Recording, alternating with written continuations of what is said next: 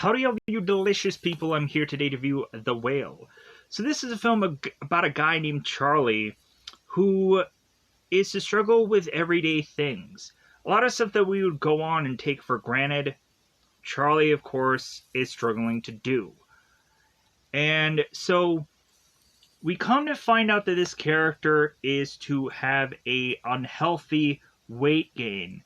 The thing that I always like to tie in to everything when it comes down to like health and whatever, there is also to be at certain points where certain people are to have like 0% body fat, but like it all comes down to also be like the size of their muscles are to be X amount of pounds, and that would go on and deem them to also be unhealthy people because they are this tall and whatever, and they are to still weigh X number of pounds. So they are to be deemed unhealthy, even though they are to be just very muscular. It's a very absurd world that we live in, but hey.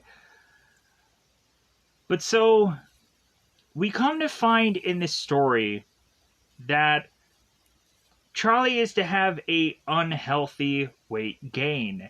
And so Charlie, it seems, is to tie that weight gain into the loss of a loved one because of the grief of that is to drive him to have a food addiction.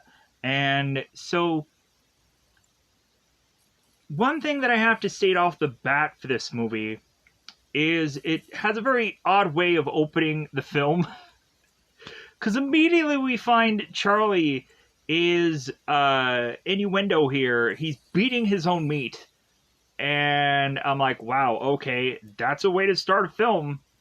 But hey, like when really looking at it, there are to be these kind of big, huge films that are to also have scenes with guys just beating their own meat. Check out Deadpool. Yeah, like there's a scene there that happens for some odd reason. So we have Charlie in this film who is to come into all of these people in his life because these people have to come to him because Charlie is to be just stuck in his home. And that's where the setting of this whole movie takes place, really. There might be flashbacks that kind of take elsewhere, but most of this movie is to really be done via Charlie's home. So we have really at first and foremost a girl named Liz who I thought was freaking amazing in this movie. I really liked her. Like how she was to go on and have all this like medical jargon and all of this stuff that she knows about, and how we would also go on to have certain characters come into Charlie's life like Ellie, who is to be his daughter, that the two of them barely are to know one another. And so Ellie is to come back into Charlie's life as Ellie is to be failing school. So Charlie is to go on and tempt Ellie to consistently be with him so that way at the end of this, Ellie can get money from, of course, Charlie. And we also come to find that there is this character who is this Jehovah's Witness who is named Thomas. And I was like, why does this guy look so familiar to me? There's something about his face that just looks familiar. And when I went on to look it up, I'm like, oh my god, that's the kid from Iron Man 3. That's the kid from Jurassic World.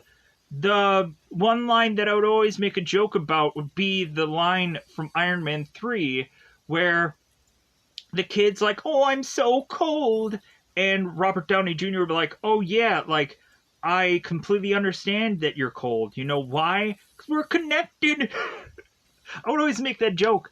But yeah, it's the same guy. It's the same kid. I was like, wow, like, what a small world.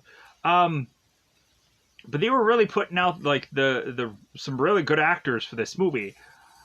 I felt. Even though, like, there are some just real small roles here. Because most of the focus is on Charlie. So we come to find out that Charlie is to be this online teacher, and so this guy is to have money, but he is to not really want to spend it because he is going to even go on to say that he doesn't have health insurance and doesn't really have money in his account supposedly, but we find out that he has a very large sum of money. So it's like, dude, you could have gone on and at any moment, like, realize what you're doing was a mistake, that you want to go on and spend a lot more of your life with the people that love you, and then you could just go on and decide to stop all this. And but this character just goes on in this film and does what he does. So it's a heartbreaking film. It's a sad film. It's not like we were gonna go on and realize, like, man, this movie's sad, but, like, man, is that Charlie character just cracking jokes? He's the next Robin Williams. No. Like, we were coming in here realizing that we were going to tear up, or we were going to be sad. There were certain parts of me that, like, yeah, I did get a little teary-eyed. I didn't get, like, full-on cry. I was like, no, because I knew what I was getting into. I knew the struggle of this character, because I would go on and see, like, certain documentaries before I even got in here. Like, there would be certain, like, things about, like, the 600-pound man who would go on and need to be assisted by 2 different women. And so, yeah, so I guess at a certain point, that guy had gone on to do certain surgeries and try to reverse things. From what I remember from the documentary, that was from a long time ago. But anyways, so with that said, I think it's about that time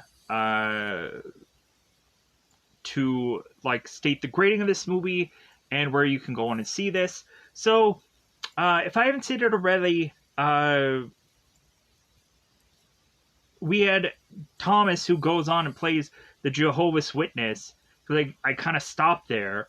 And so we come to find out that this guy is to be a lot more than just a person who goes on and just hands out all these pamphlets.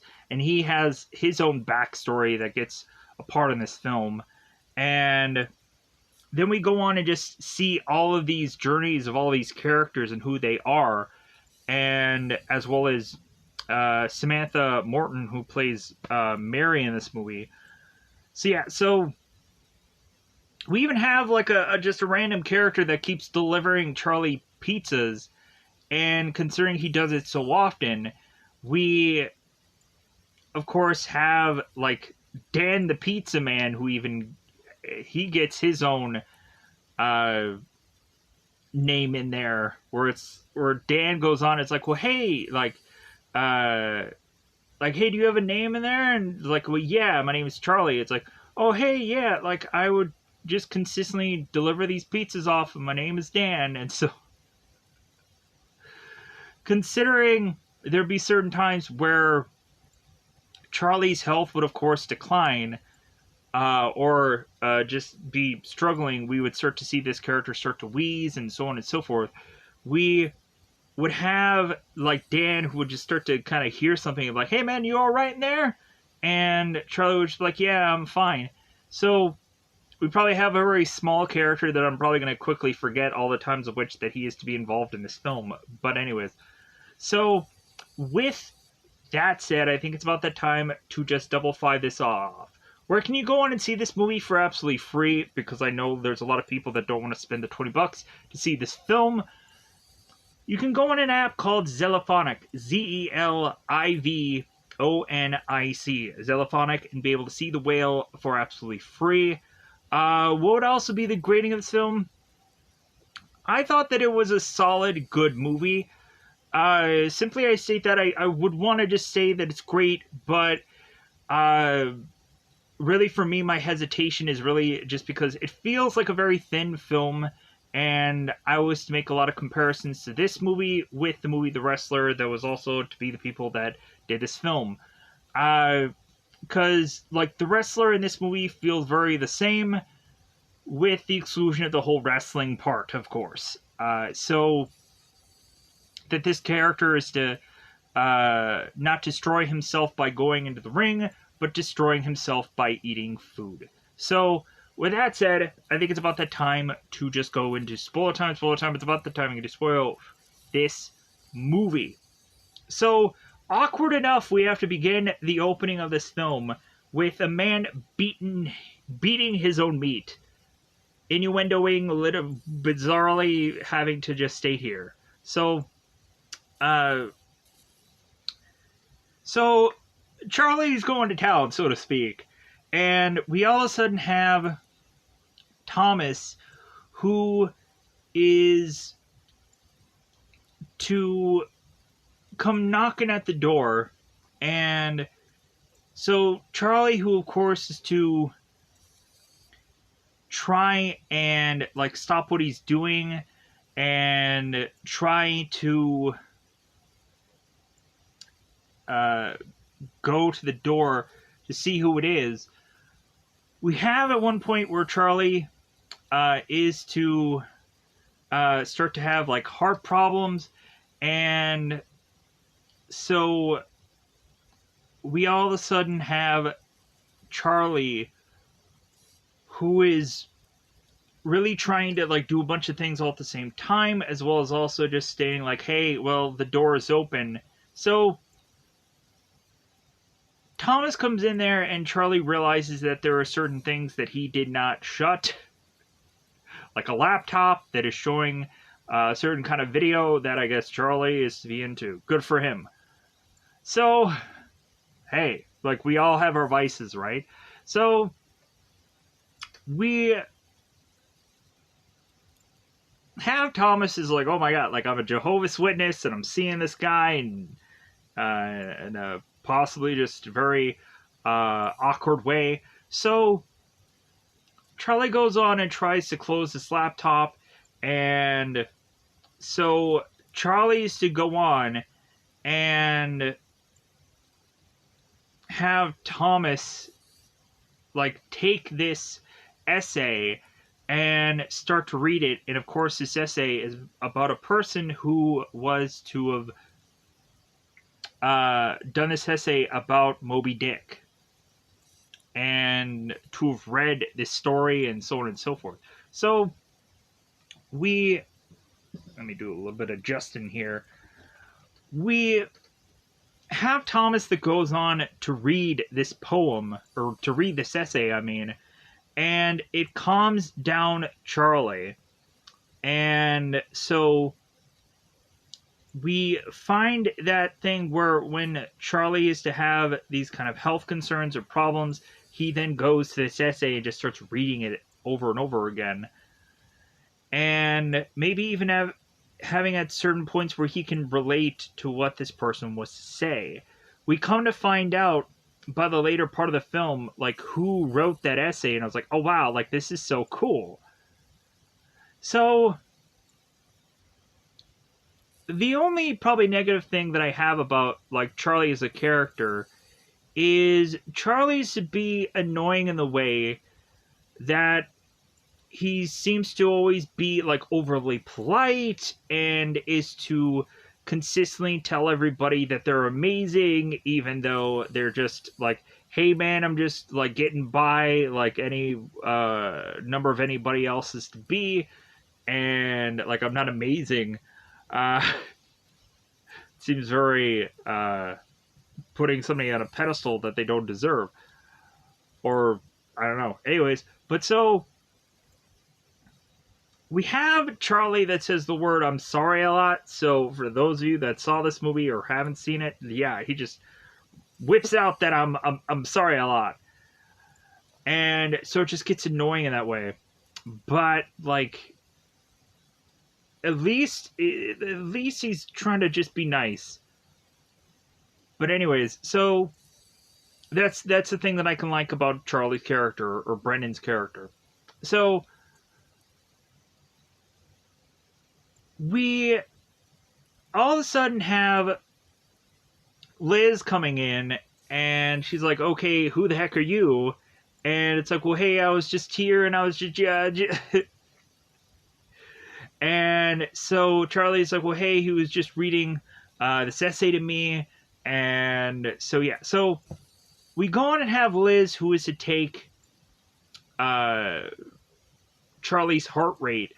And we come to find out that it is like 230 something over 130 or something like it's some goofy number like that.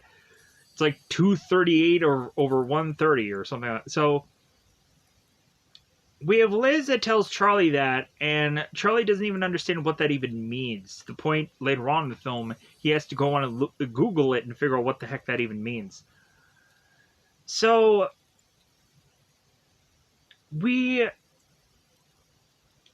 have Liz that, of course, knows exactly who Thomas is, and that he's a Jehovah's Witness coming in to spread the good word. And so Liz is to know everything about what Thomas is trying to sell, and she doesn't want any of it, or she realizes that, like, dude, like, neither will he. So the funny thing is, like, you would think that Thomas would just kind of give up, but no, he just keeps coming back to this place because at a certain part of this movie, we have this character realize, like, well, no, like, I want to come in and actually just really legit help somebody. And, like, I feel that Charlie could be that one person that if I just got to him, that I would just feel good about my life. And I think that is a really interesting, like, sentiment or whatever, that this one person is to kind of go out of their way just to try and just talk to this person or to try to comfort them in a possible time of need and so on and so forth. But so we have Thomas that goes on and leaves because Liz is, of course, trying to drive this guy away of like, hey, he's not buying what you're selling, but he keeps coming back anyways, even when Liz is like, God, why does this kid keep showing up? Like, I hate this kid. Because we have in this story where Liz is to, like, take this kid and talk to him, and Liz herself is to have her own, like, religious background from her father. And so I was like, okay, like, this is really fascinating. But so we have Liz that goes on and tries to tell Charlie that he needs to go to the hospital. And Charlie's like, no, because I don't want to go on and rack up all these hospital bills. So we go on and have just Liz and Charlie just by themselves. And we have Liz who's like, well, okay, like, what are we going to watch tonight? So, like, I really love the partnership of Charlie and Liz. Like, it's so amazing that, like, Liz is to just kind of need to be there for Charlie when, like, he is to really just need an assistance to do a number of things. But also there are certain times where Liz is there to save Charlie's life. And at certain parts of this movie, I'm just like, wow, like, if she wouldn't have been there, he would have died. Or something would have happened, and that would have been horrible. But luckily, Liz was right there. And so, Liz, yeah, freaking Liz was great. So, we have, of course, Charlie, that as both him and Liz are going on to watch some TV together, Charlie's like, Liz, please. And we're like, okay, so what's going on here? And so Liz all of a sudden gives Charlie a big bucket of chicken. And I'm like, oh, man. Like, dude, your health, you're going to croak. Almost. And you're just having that bucket of chicken. I'm like, okay, so yeah, so we then have us realize that Charlie is to be this online teacher, and he's teaching this class about these essays and all this and that, and writing stories and so on and so forth. And while he's going on through this class, he all of a sudden notices that there is a private chat that is not so private, as it is to go around to everybody, talking about Charlie's cam not working. So Charlie goes on to state, it's like, well, yeah, like, soon, yes, like, my camera still does not work, and believe me, you're not really missing much, and is to just be very, very blunt and honest about it, because it's like, well, yeah, I had seen that message. So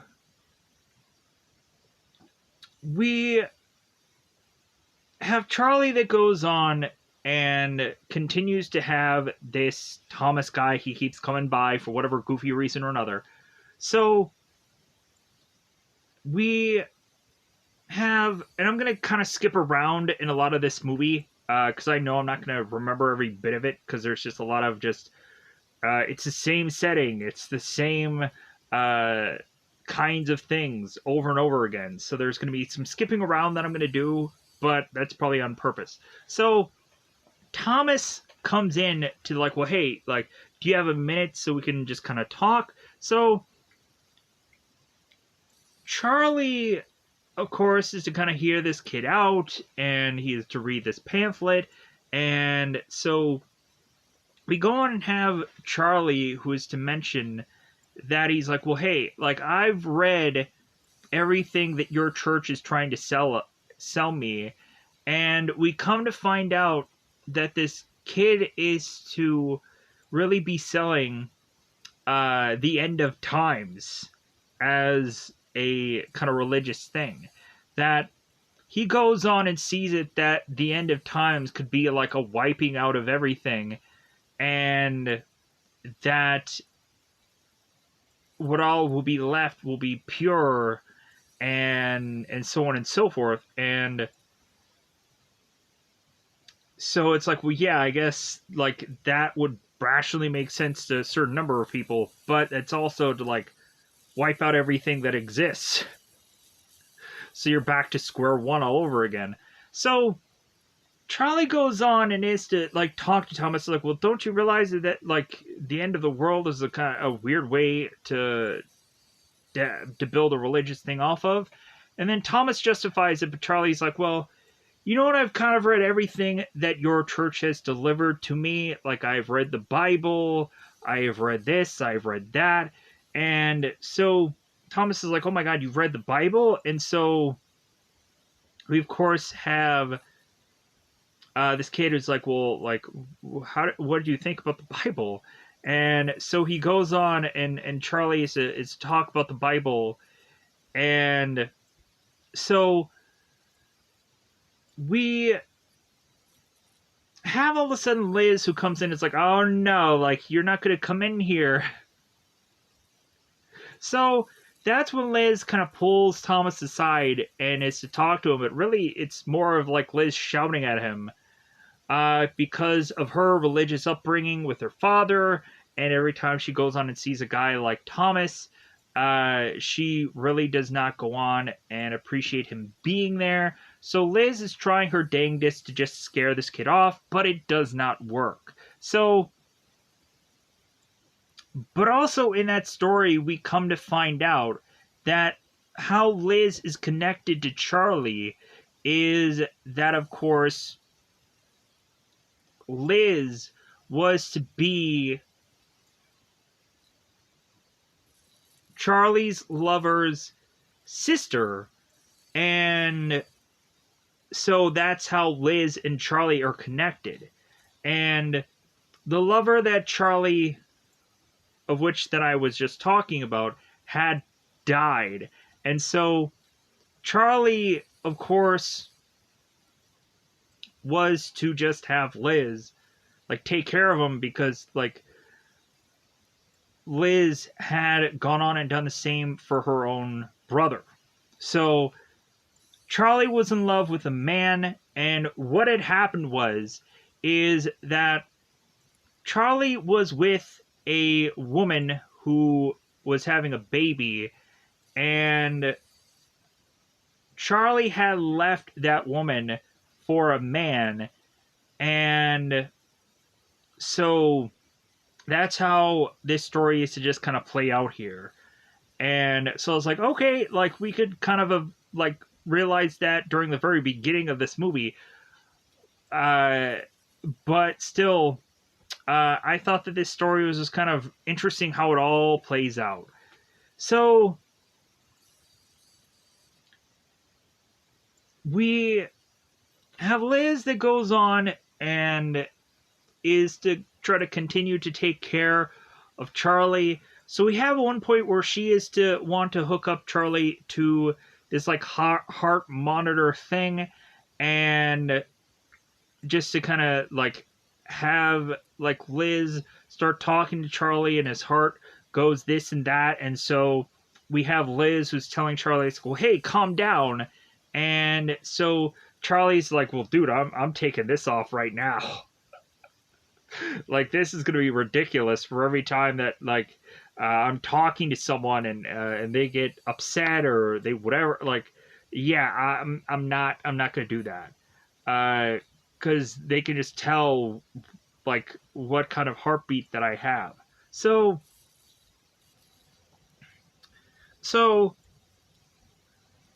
how does Ellie play into all of this? Let's get to that part. Because again, skipping around, however the movie plays out is however the movie plays out. But I'm just gonna get to certain pieces. So while Liz, of course, is off doing her job other than just taking care of Charlie, Ellie is to come back into Charlie's life, a kid who is failing school, and Charlie doesn't even know about it because Charlie barely knows Ellie.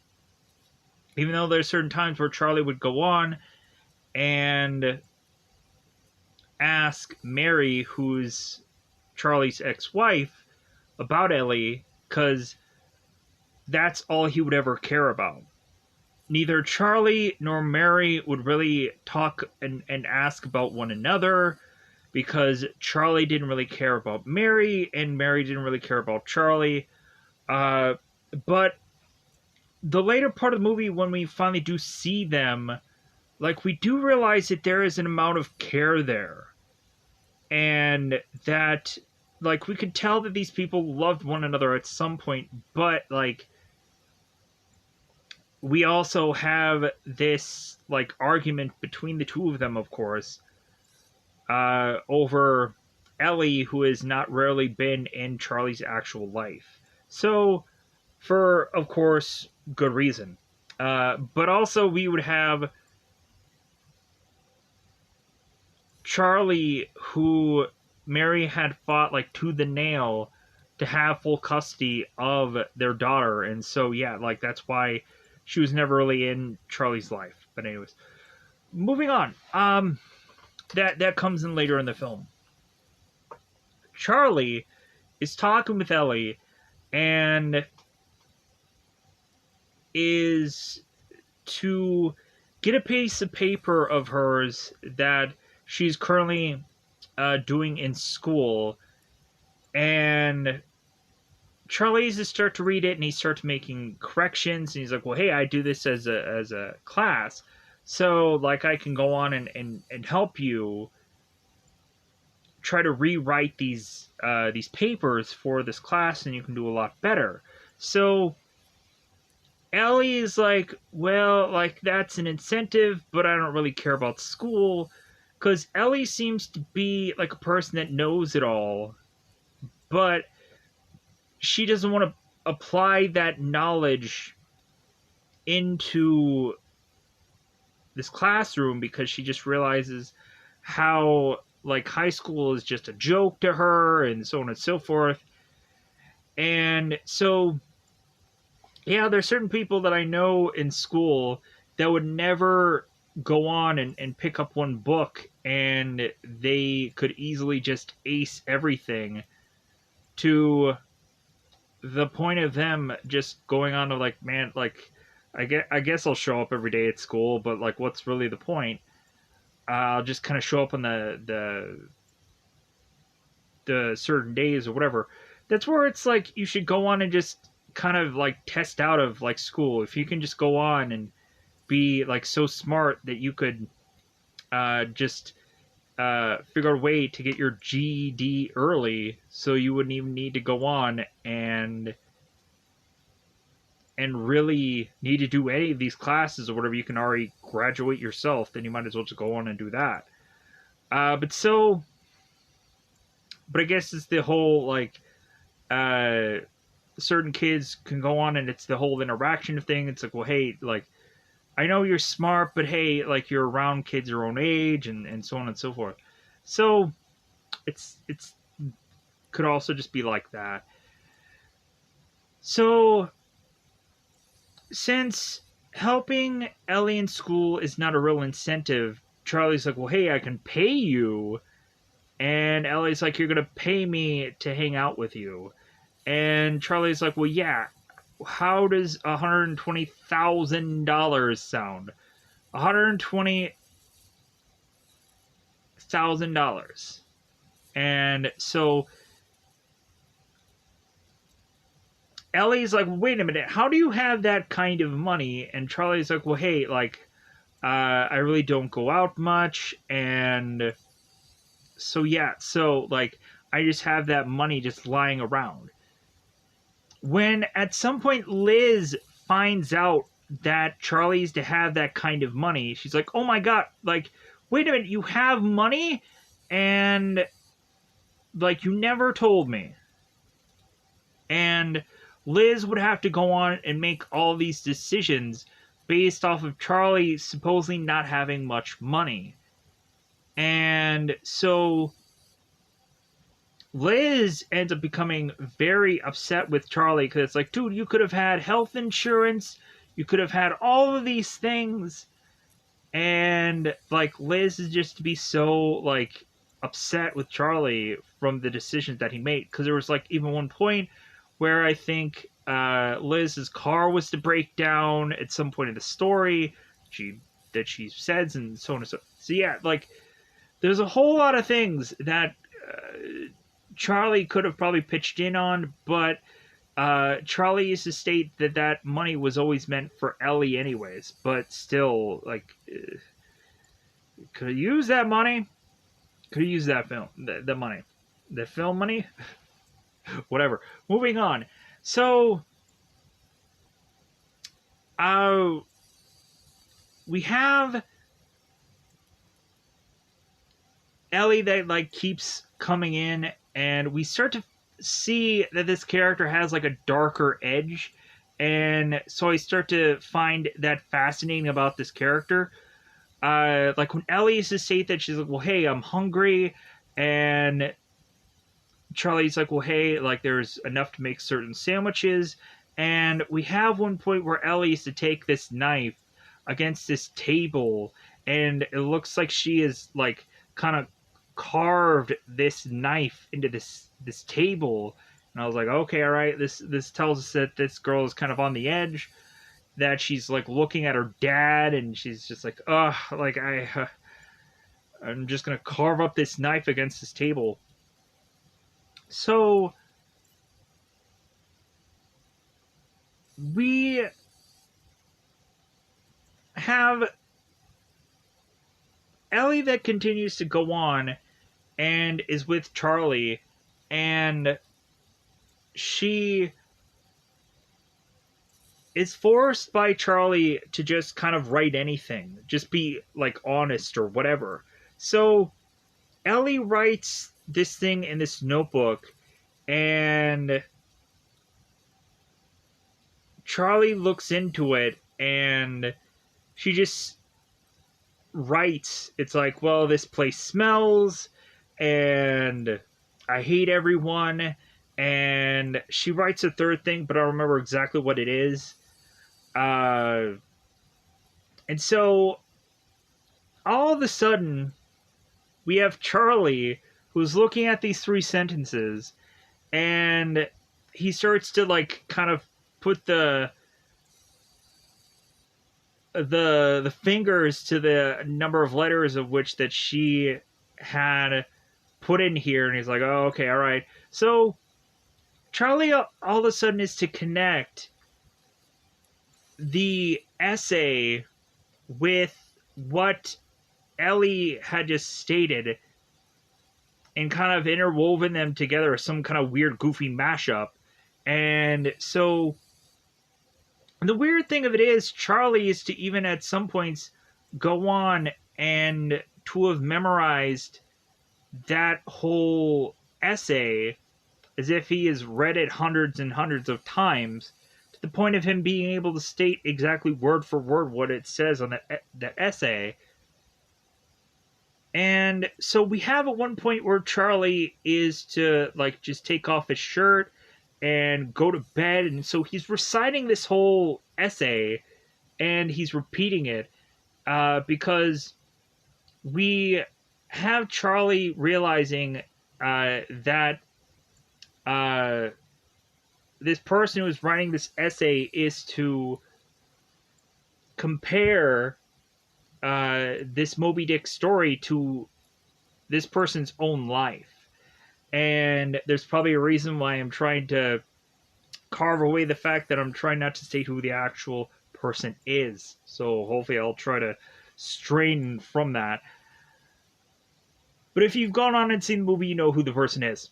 But so we have Charlie throughout this film is to go on and need certain things to certain sticks of sorts that are to try to help him out in his everyday tasks. Like when Charlie goes on and is to try to turn off this light switch, we have Charlie that has used this little stick to just kind of turn off this light. So we have at one point where Charlie is to seek out this this one room that he had gone on to close off. And so he tries to grab this key, and this key falls into this spot where he can't just get to it. So when Thomas comes by again, because Thomas of course comes by again, we have Charlie and Thomas talk. And so Charlie is talking to Thomas, like, why do you keep coming here? And so Charlie is like trying to figure it out with Thomas, like, why does he keep coming? And so Charlie's like, well, do you like think that I'm attracted to you? Because I'm not, like, you're a fetus and like this and that. And Charlie's like, no. Or Thomas is like, no, like that's not the reason why I'm here. And so we have at one point where like Charlie is to talk to Thomas, and eventually this gets to a point where Charlie just wants Thomas to just be honest about Charlie. And finally Thomas tells Charlie that he is disgusting. And so we have Charlie that has Thomas is like, well, hey, I'm going to need you to do something for me. And Thomas is like, well, what do you mean? And Thomas is like, no, it's just a simple thing. So Thomas goes on and retrieves this key. And so we have Charlie go into the room that was to be the room of his lover, who was to be Alan. So we have at one point where Thomas goes into this room and is to go through this room and find certain things. So at one point Thomas is to find this Bible, and he finds that there is a kind of a bookmark there with pictures of both Charlie and Alan. So Thomas goes on and reads this passage and is like, wow, like for some reason Alan, this passage really stuck with him. So the next time Thomas goes on and meets up with Charlie, he tells him about this passage. And so we of course have Charlie's like, well, wait a minute, like where did you get this book from? And so he realizes like, oh, like you took this book from me. And so Charlie gets to of course be quite upset with that. But so but Charlie just is like, well, hey, just take your book and just leave. So going on in the story. So at some point when Thomas continues to keep coming by, we have Ellie who is to meet up with Thomas. And so we have Ellie that at certain points just continues to take pictures of people. We have Ellie at one point who is to see Charlie trying to get around on this little walker thing, and she takes a picture of him. And so Ellie then also takes a picture of Thomas, and Thomas is like, well, like, why did you take a picture of me? And Ellie's like, well, I just took a picture. So the further and further that Ellie spends time with Thomas, we have at one moment where Ellie is to be with Charlie, and he's going on and eating a meal, and Ellie had crunched up certain sleeping agents to give to Charlie, and so Charlie falls asleep, and all of a sudden Thomas shows up, and so now both Ellie and Thomas are smoking weed. And Ellie goes on and takes pictures of Thomas smoking weed, and so Thomas has mentioned that he used to smoke weed, and so we then have to go on and find out Thomas's story. So we have Ellie that is not only consistently taking pictures of Thomas smoking weed, but then when Thomas is to tell Ellie this story, as Thomas is to go back into Alan's room again, and Ellie kind of locks that door, Thomas is to tell the story that he really wanted to go on and help Charlie, and because when he was to have gone on and lived at some other town, he had tried to go on and do Jehovah's Witnessing a different way than the people would want him to go on and do. To really just have him just give people pamphlets, and that's all they would truly do. And Thomas is like, well, like, I wanted to do much more than that. I wanted to go on and really convince people that they should try and be saved. That to really go on and have my hand into changing their lives, and to really feel better about mine. So we would come to find that Thomas at one point, because of the conflict with these other Jehovah's Witnesses and so on and so forth, that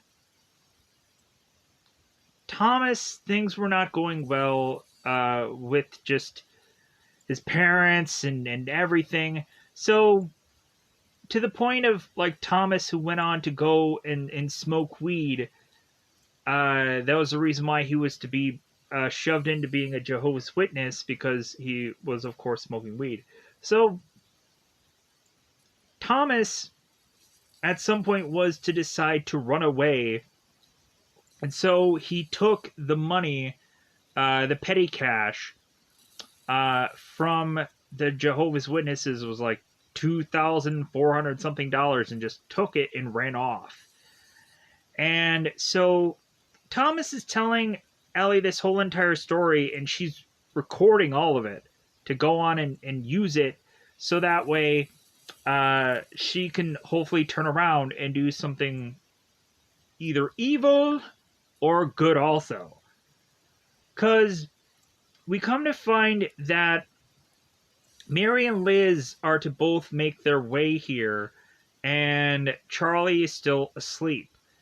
And so by the time that finally Charlie awakes or awakens, because we of course have Ellie who is to confess that she had given Charlie some sleeping medication, and so we would of course have Mary at some point state that Ellie is evil and like she shouldn't be trusted.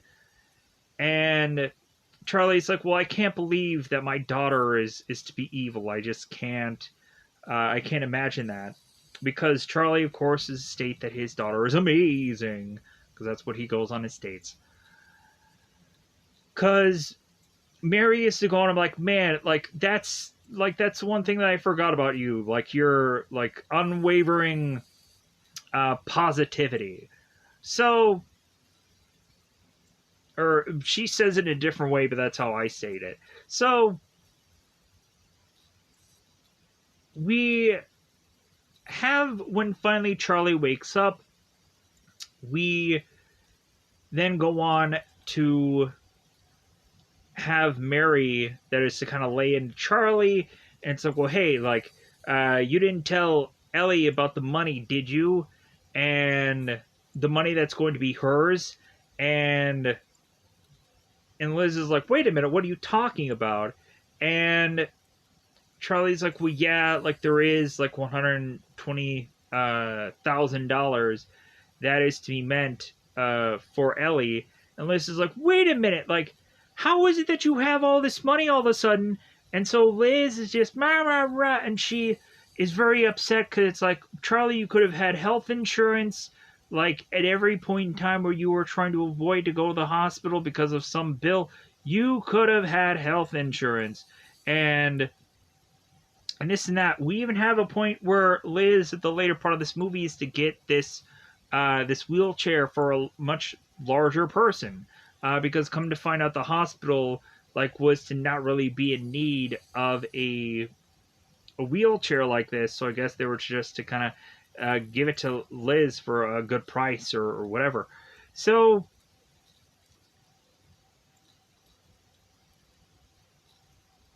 Liz Liz goes on to kind of leave because she's kind of upset with Charlie, and I think Ellie goes along with her as well as Thomas, like, hey, all you guys get out of here, because Mary and Charlie are going to have their own little time together, uh, to have Charlie and Mary kind of talk up the fact that uh, like Mary had full custody, and Charlie, of course, was uh, to realize who his daughter really is, that she's possibly evil, and so like this back and forth, just bickering. And we also come to find out that Charlie at this point is wheezing quite a bit, and so Charlie is to need a like an oxygen mask to help him try to breathe, or an oxygen tank with a mask thing to, or kind of thing that goes under his ears and whatever, to help him breathe. So we have Mary that goes on because Charlie's in this wheelchair, and she's like, well, hey, can I listen to your heart? So Mary just is to kind of like get very close to Charlie, and she just listens to him breathing. And so like it seems like there is this really nice moment here, and Mary is to be just shocked about how unhealthy Charlie really is, and like Mary like has a whole like argument about that. It's like, well, why didn't you tell me you were this unhealthy? Like, why didn't you tell me you were this big? And Charlie's like, well, you know that we never really talked about one another because I didn't care about you and you didn't care about me. So we never talked. And like, Mary's like, well, yeah, but if I would have known, it's like, well, yeah, but you guys just didn't talk that way. So that is what it is. So Mary leaves and continues to let Charlie continue to be in Ellie's life. So I'm like, okay, so that's nice. It's not like there's a restraining order or anything like that. Like, just continue to let Ellie in Charlie's life, because Charlie's to also state that he probably won't live much longer, and so he wants to go on. And so the big thing that we have to escalate between Mary and Charlie, their argument is Charlie's like, well, hey, I want to go on and do one good thing in my life before I die, and that is to reconnect with our daughter, and he's hoping that doing that will be the one good thing. So I was like, okay, like, all right, like, if he's to really just be so driven to take himself out the way he will take himself out, because we go on in like the later part of the movie and we're just seeing him uh order from Dan, the pizza guy, and he has these two pizzas, and man, he just like takes these two pizzas and stacks one on top of the other, and he just starts eating it. I'm like, oh my god, man, when we have all this stuff, it's just piles of food, and so he's like stacking crap together, and I'm just like, oh my god, this is awful. But I get it, like, it's just a guy who's just cramming food into his gullet, even to the point where he's eating so much he vomits. And I'm like, oh my god, man. Ah, um, that was tough to watch. We had Charlie that goes on, and he's like taking like these pizzas, and then he has like jelly, and he's putting jelly on top of the pizzas, and I'm just like, oh my god, like, wow, that is a combination of stuff. So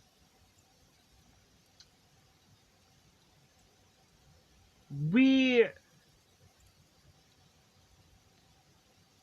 go on to have Charlie who realizes like he's living on borrowed time.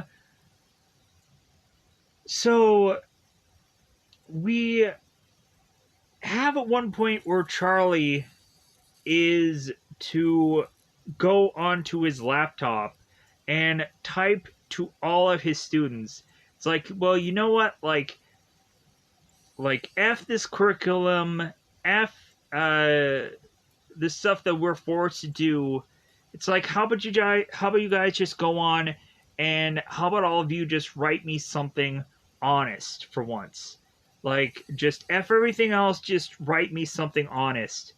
And like, I'll go on and I'll read it.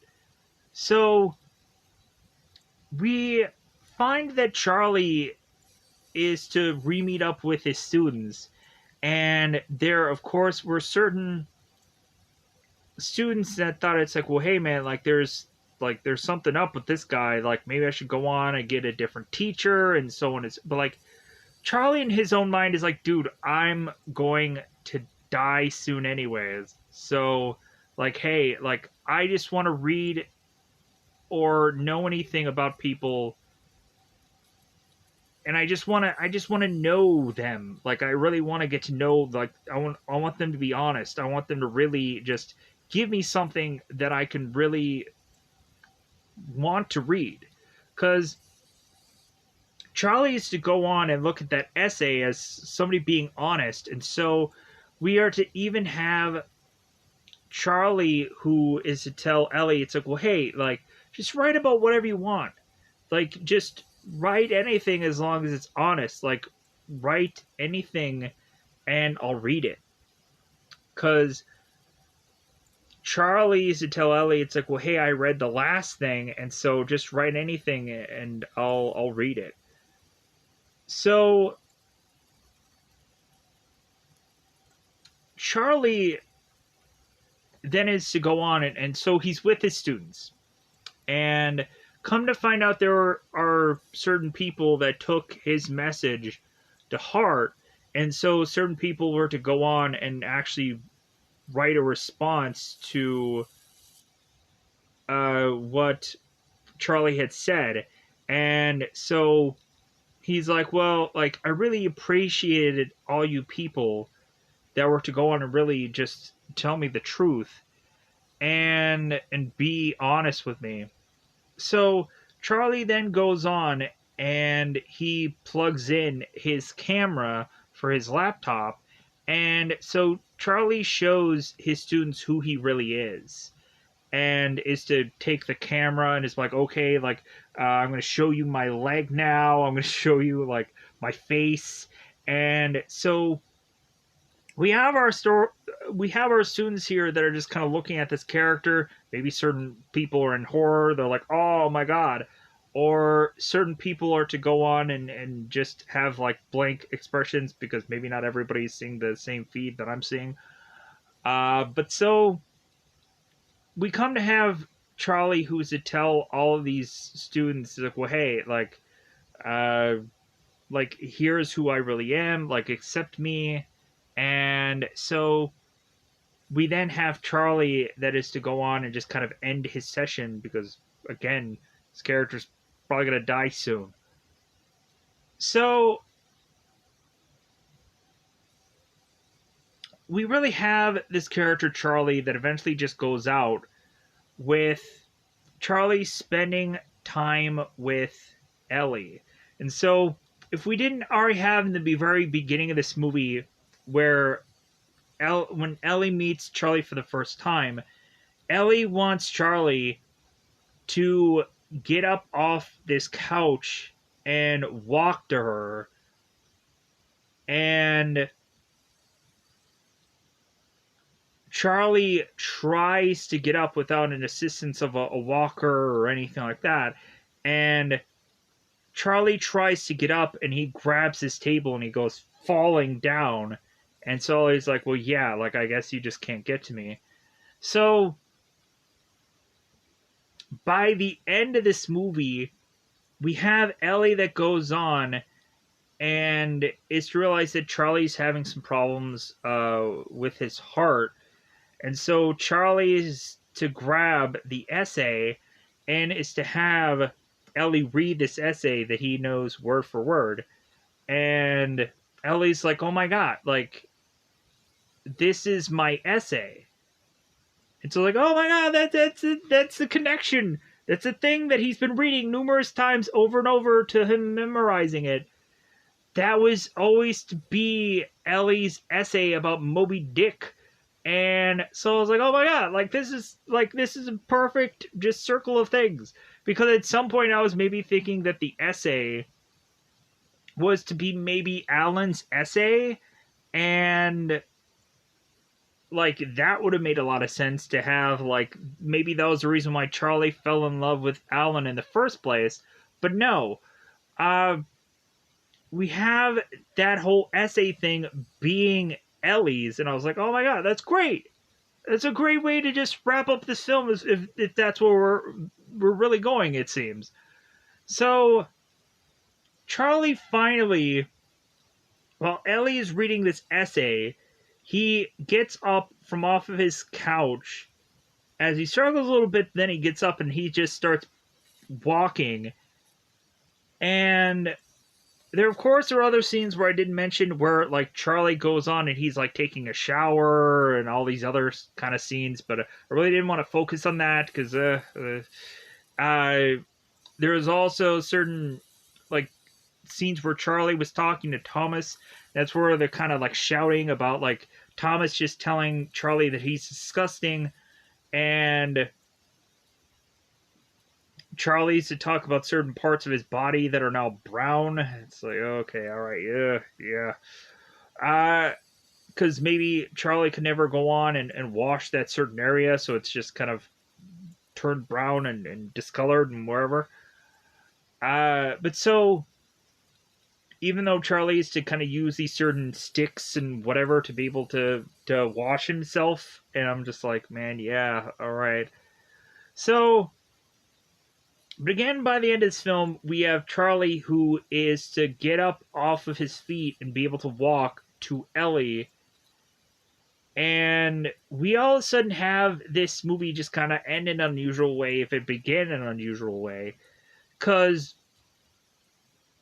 Charlie is to hear these words, and we then all of a sudden have him kind of look up, and we have to assume that Charlie right then and there died and possibly it went on to heaven, because I'm assuming since there is a white light there, that's the assumption that we have to make. We couldn't have gone on and had Charlie all of a sudden meet up with Alan and like, hey, yeah, like we met up again.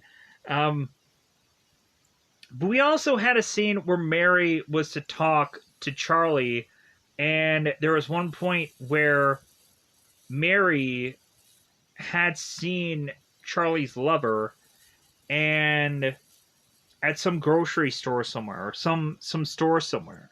And so Mary was to go on and ask if this guy needed any help, and he's like, well, yeah. So he gave her some bags, and like they walked to his car, and I think this is at a point where maybe Alan's health wasn't the best, and so we of course had Mary, who stated that she never told Alan who she was, but I guess she just wanted to see like who this Alan guy was, and maybe she followed him, maybe she didn't, who knows. But she just kind of bumped into him in some place, so she's like, okay, well, I'm gonna take the time to at least get to know this guy a little bit. But so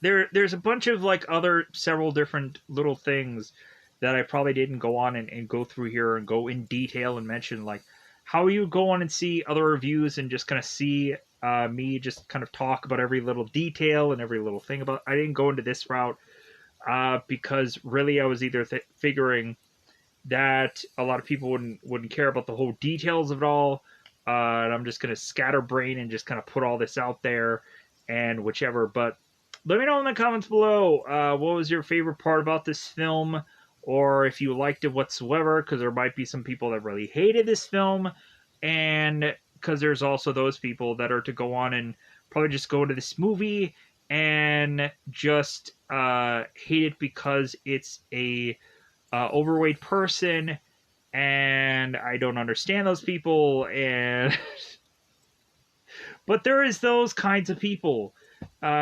People can go on and just see what a movie is like or see what it is, and a lot of people could also just realize like this is what the whole movie is going to be about. It's going to be a sad film, and yeah. So with that said, I'm just going to get out of here. Goodbye, everybody. Bye, everybody.